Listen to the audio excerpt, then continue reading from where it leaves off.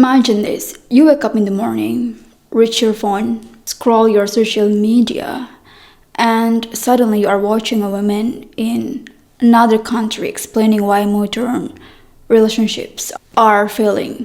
You scroll again. Now you are watching a video about geopolitics and war in other continents. You scroll again and then you find a beautiful woman giving you advice about beauty and plastic surgery and how to be more feminine. You scroll again and then you watch someone is crying about their breakup or their marriage or their relationship. You scroll again, someone is telling you that capitalism is destroying society. And then after that, 2 hours, 3 hours, 5 hours just disappeared from your life.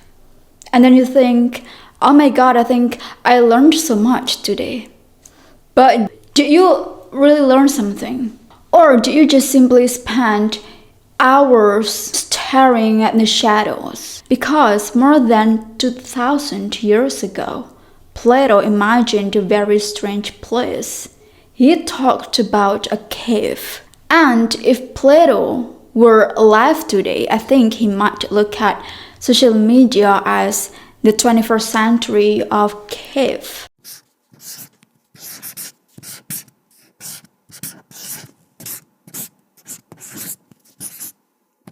In Plato's Republic, Socrates tells a story now known as allegory of the cave. Imagine a group of prisoners have lived inside a cave since childhood. They are chained so that they cannot turn their heads. They can only look straight ahead.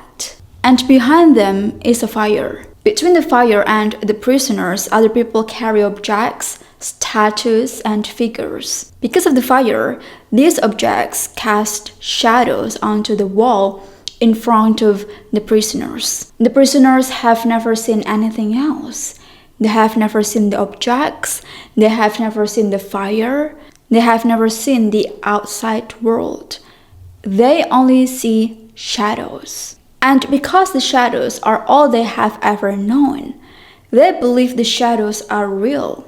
They believe that it's the reality. And they give names to them. They discuss them. They also develop expertise about the shadows. Now, replace this cave with your phone screen. Replace the shadows with short-form contents or videos. And suddenly, Plato's ancient metaphor becomes disturbingly true. Somehow, I feel like we live in a dystopian world. Every time I go outside, I feel like I'm craving for a human's connection, whether you believe it or not. I'm dying to see people's eyes, but everyone becomes zombies nowadays. And it's a bit terrifying for me personally. Everyone seems living in a cave. It feels so depressing sometimes. The most fascinating thing about social media is not that it gives you misinformation or hoax, no. Of course they have hoax, of course they contain misinformation, but the problem is that these things somehow can give you a personalized reality. You see a carefully selected things or contents that the system predicts you will continue watching. You watch one video about beauty and then the algorithm gives you another. You watch videos about politics. Now the world appears to be permanently political, full of chaos, full of suffering, anguish, war. You watch videos about anxiety, now suddenly everybody is traumatized and depressed. The strange thing is that your feed can become initially coherent, and that makes it dangerous because reality does not necessarily become more accurate simply because your feed becomes more consistent. You might think that everybody is talking about this, but perhaps everybody's not. And this is exactly where Plato becomes so relevant. If all you have ever seen are shadows, then shadows become your own reality. If all you see every day are videos about loneliness, political outrage, luxury lifestyles, beauty, relationships, or whatever else the algorithm has learned to feed you, you may eventually mistake the feed for the world. What you see sometimes on social media is not the real world. Plato was deeply concerned with the distinction between reality and appearance. A beautiful image of a tree is not a tree. A photograph of the ocean is not the ocean. A description of love is not love. I'm not telling you that consuming short form videos is useless. Of course, they can introduce you to new ideas. They can make you curious. They can lead you toward books, histories, and writers you might never have discovered yet. But the problem begins when the introduction becomes the entire experience. Imagine watching 100 videos about Dostoevsky without reading Dostoevsky.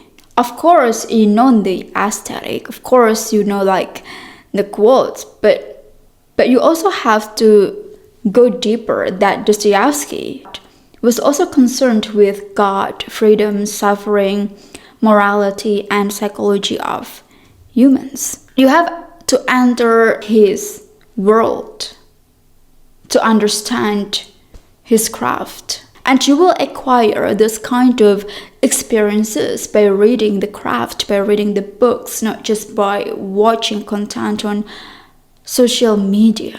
And this is one of the greatest paradox, I believe, of modern intellectual life. We consume enormous quantities of information while experiencing very little knowledge. We know more about things than perhaps any generation before us, but knowing about something and understanding it are not the same thing. And there is another reason why the cave is such a powerful metaphor for social media. The shadows are entertaining. If the cave were miserable, we would leave, but we wouldn't. Because the cave does not have to force you to stay. You stay because the shadows are entertaining, and that makes the modern cave more sophisticated than Plato's. Nobody has to chain us to the wall. We carry the chains in our pockets almost every single day. Here's another detail from Plato that I think is still relevant to this day.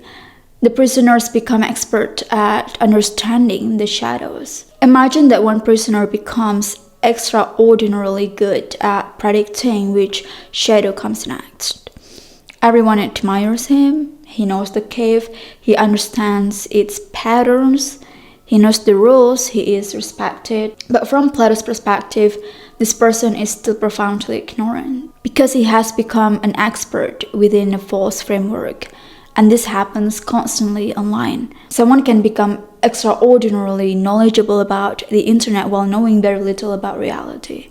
They know every celebrity's gossip, controversy, political scandal, viral argument, every trend, every news. They can have an opinion about everything, but they may never sit down with a difficult book for 3 hours. They may never learn a new language. They may never study history seriously. They may never have a long conversation without checking their phone. They may never spend enough time alone to discover what they actually think, who they actually are, what's their calling in life. Because they have become extremely comfortable to be a prisoner. And they still haven't turned around. All you have to do is just turn around, bitch, turned around. And now we don't live in one cave. We live in multiple caves, whether it's on Instagram, YouTube, TikTok, Pinterest, political communities, online fandoms. So I encourage you to leave the cave today. It does not necessarily mean to delete TikTok or Instagram. Please use these two platforms to share your thought, to share your writing, to share your ideas. Stop consuming shit, even like consuming my own shit. I create my shit because I want to create it for me, not for you.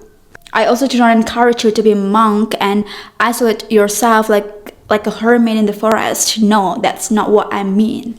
What I mean is that use technology as your assistant. That's what I mean. Because of course, technology has extraordinary benefits to humans' life.